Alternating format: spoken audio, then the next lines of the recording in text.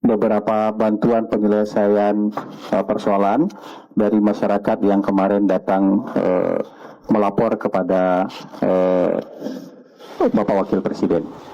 Jadi tadi rencananya memang direncanakan 20 ya yang menerima bantuan penyelesaian langsung dari Bapak Wakil Presiden. Kita tidak ingin apa yang terjadi di Sampang terjadi di tempat lain. Semua pihak harus secara aktif melakukan pencegahan dan Badan Pengawas Pemilu (Bawaslu) memutuskan bahwa keterlibatan Presiden Prabowo Subianto dalam video kampanye calon gubernur dan wakil gubernur Jawa Tengah, Ahmad Lutfi dan Taj Yassin, bukan merupakan pelanggaran karena dilaksanakan pada hari libur. Akhirnya orang yang kalian sebut sebagai ban serep itu bisa kerja.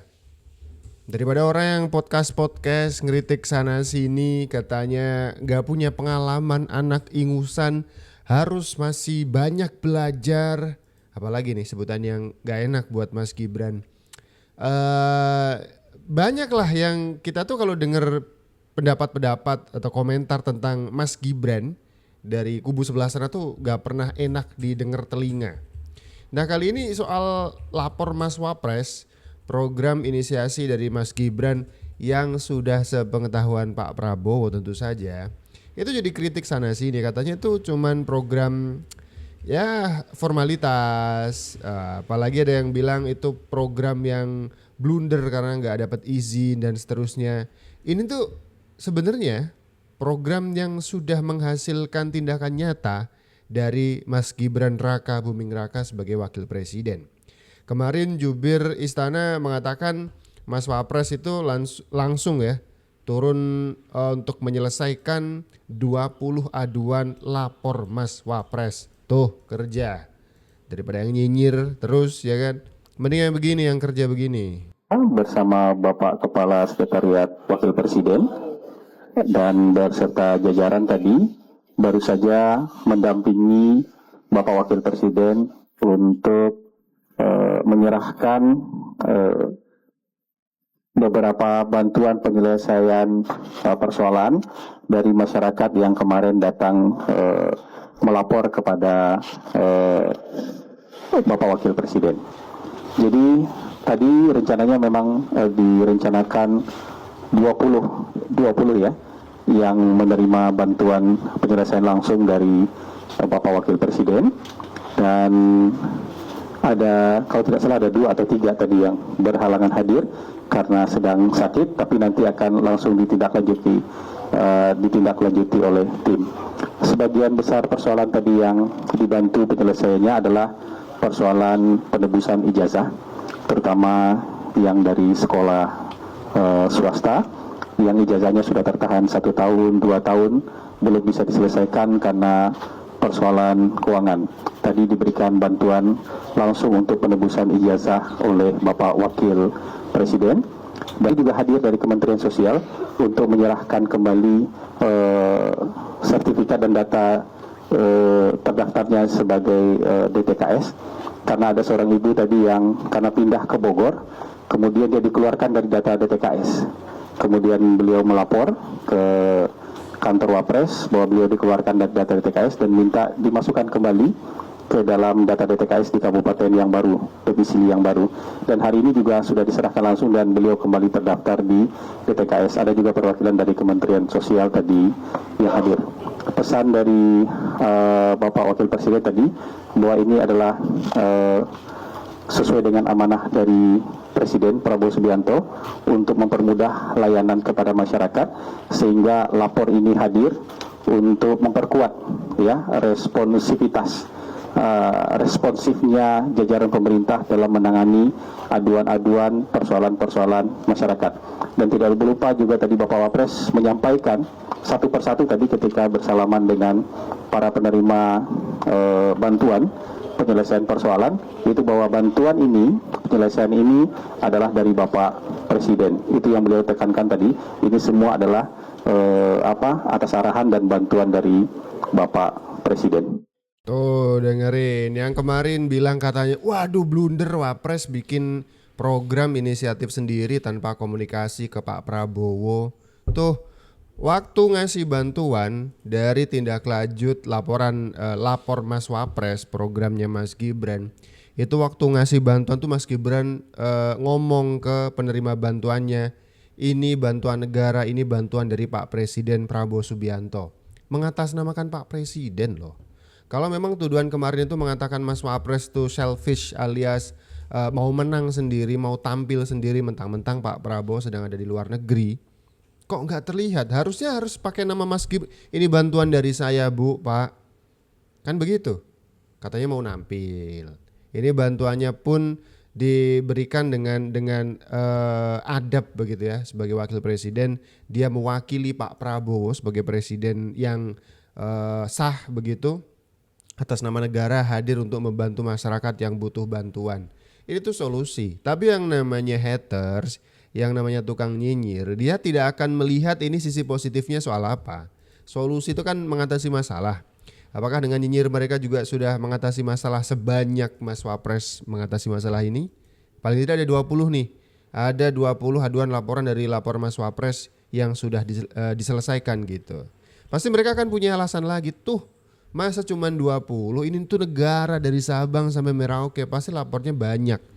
Kenapa cuma dipilihin 20 aja, yang lain gimana tuh kan? Orang tuh kalau sudah terlanjur benci begitu, mereka akan melihat solusi tetap akan jadi masalah. Dikasih solusi tuh gak mau. Begitu. Kita tidak ingin apa yang terjadi di Sampang terjadi di tempat lain.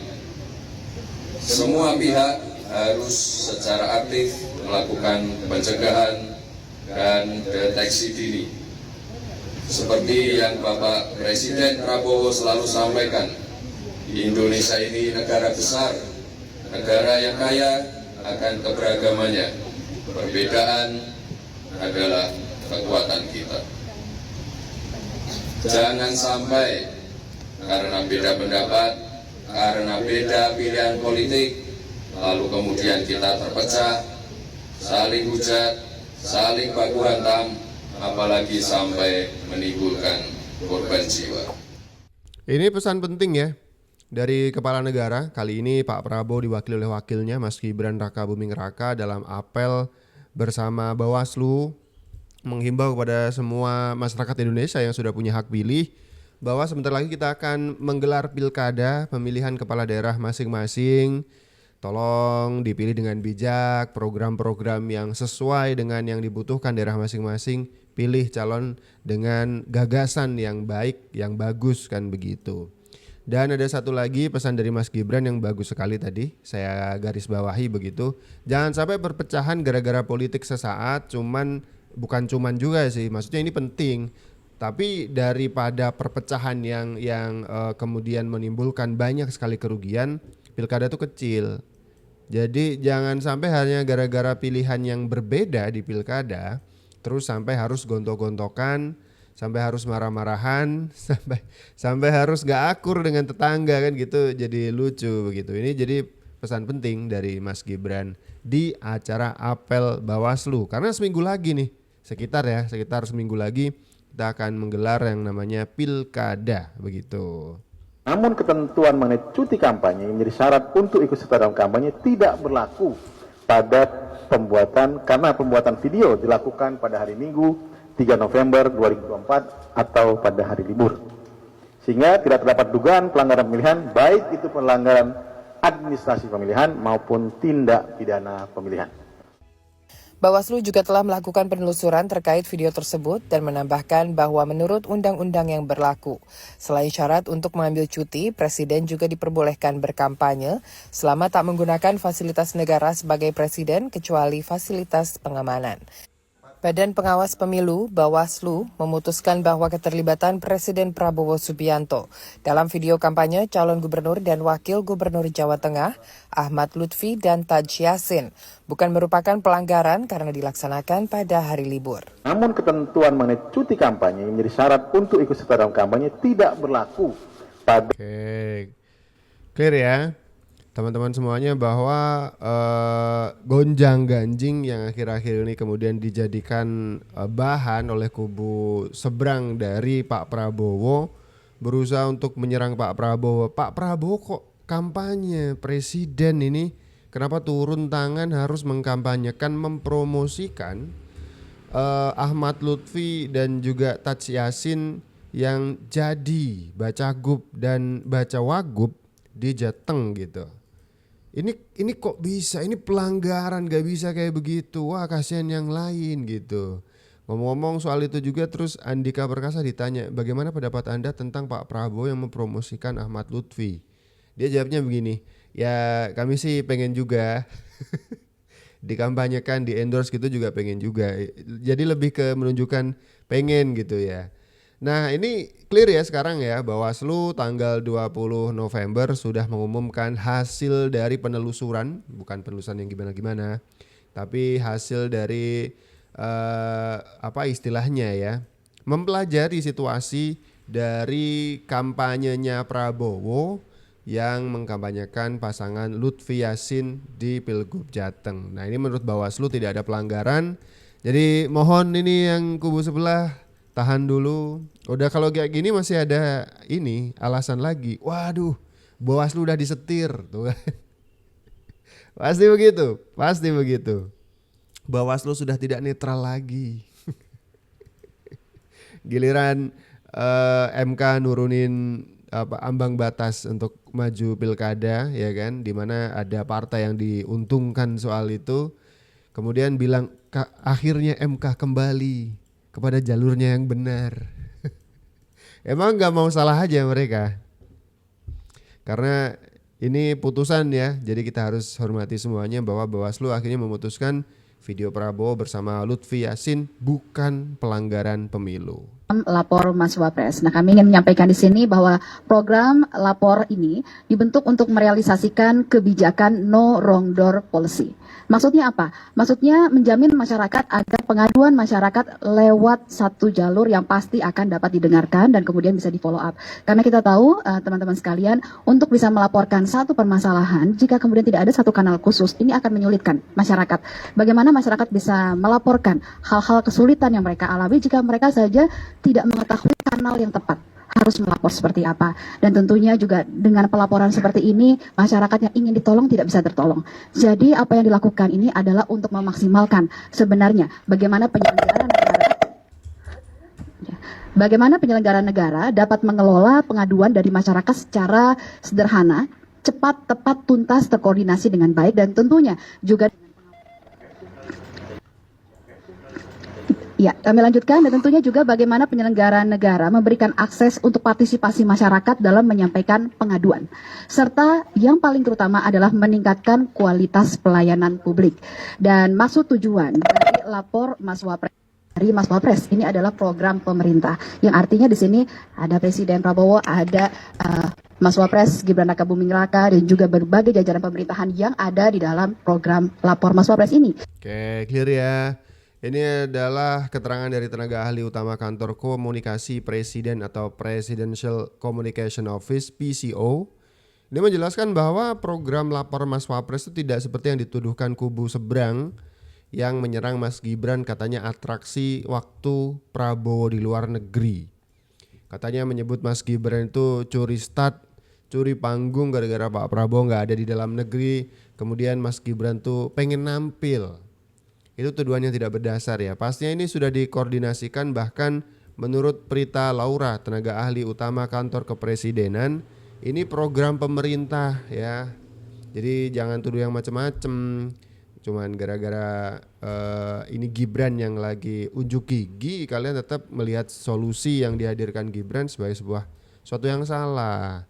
Ini kan Mas Gibran sedang memfungsikan dirinya sebagai kepala negara begitu. Diapresiasi dong. Asal-usul lapor Mas Wapres yang lagi ramai, program siapa sih? Semenjak peluncurannya pada tanggal 11 November 2024, program lapor Mas Wapres telah menerima 296 laporan. Hal ini diungkap oleh tenaga ahli utama kantor komunikasi kepresidenan Prita Laura. Ia menyebutkan bahwa aduan yang diterima baik secara langsung maupun melewati WhatsApp paling banyak berkaitan dengan pendidikan, kesehatan, dan sengketa tanah. Oke. Di balik kontroversialnya lapor Mas Wapres, Prita menegaskan bahwa program ini bukan hanya program milik Gibran Rakabuming Raka saja, melainkan program resmi dari pemerintah. Lebih lanjut, Prita menegaskan program lapor Mas Wapres juga merupakan program Presiden Prabowo Subianto serta pemerintah secara keseluruhan. Sebagai informasi, program Lapor Mas Wapres adalah program yang memungkinkan warga Indonesia memiliki akses untuk mengadu kepada Gibran langsung ke Istana Wapres. Nantinya, aduan masyarakat itu akan menjadi masukan dalam pengambilan kebijakan.